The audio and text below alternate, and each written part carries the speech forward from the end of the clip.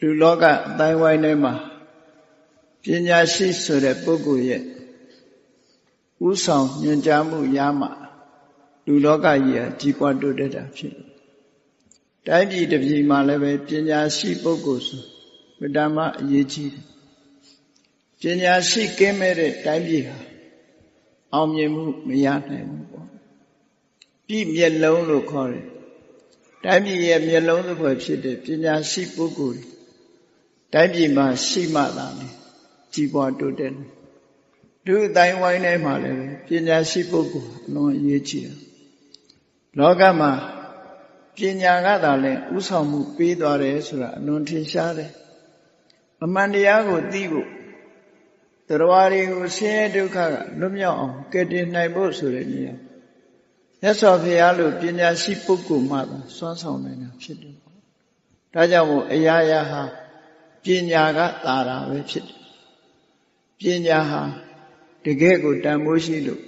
ပညာတန်ဖိုးရှိတော့ပညာရှိပုဂ္ဂိုလ်ဟာလည်းတန်ဖိုးရှိတယ်။မြတ်စွာဘုရားသခင်ကိုရောမြတ်ကပညာရှိရဲ့စံနှုန်းကိုဟောပြောဆုံးမတဲ့အခါနတေနပန္တိတောဟောတိ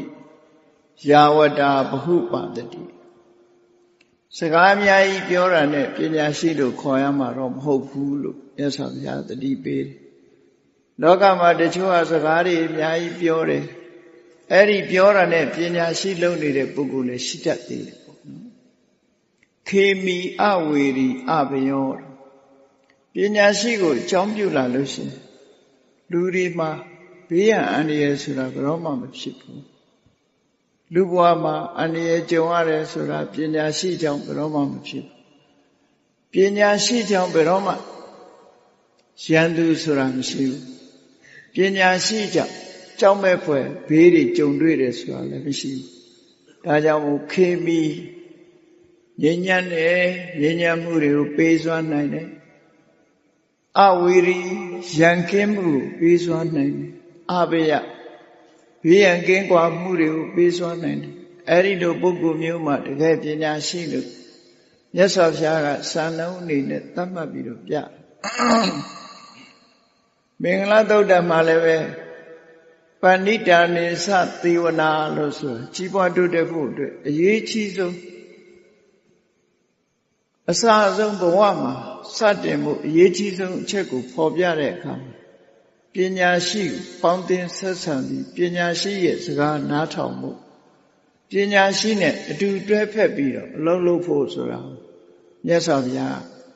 ပဏိတာနိသသေဝနာဆိုတဲ့စကားလုံး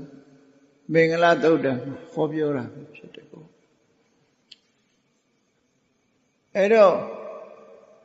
ပဏိတလို့ဆိုတဲ့ပညာရှိပုဂ္ဂိုလ်ဆိုဘယ်လိုပုဂ္ဂိုလ်မျိုးလဲလို့ဆိုပညာရှိဆိုတဲ့ပုဂ္ဂိုလ်ဘယ်တော့မှတစ်ဖက်သားဒုက္ခရောက်အောင်မကြံတွေးဘူးတစ်ဖက်သားဒုက္ခရောက်စေမဲ့အတွေးမျိုးမတွေးဘူးတစ်ဖက်သားဒုက္ခရောက်စေမဲ့အပြောမျိုးဘယ်တော့မှမပြောဘူးတစ်ဖက်သားဒုက္ခရောက်စေမဲ့အလုပ်မျိုးကိုဘယ်တော့မှမလုပ်ဘူး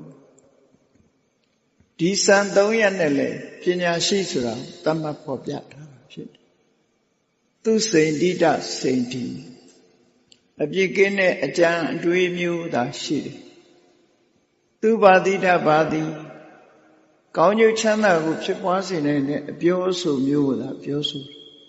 သူကတကမ္မကာတစ်ဖက်သားအကျိုးဖြစ်ထိုးမဲ့အလုပ်မျိုးကိုသာလုပ်တယ်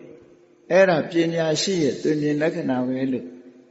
အင်္ဂုတ္တရနိကေမှာမြတ်စွာဘုရားစံအနေနဲ့ထုတ်ဖော်ဟောကြားထားတာအမှန်တမ်းအရေးပါတယ်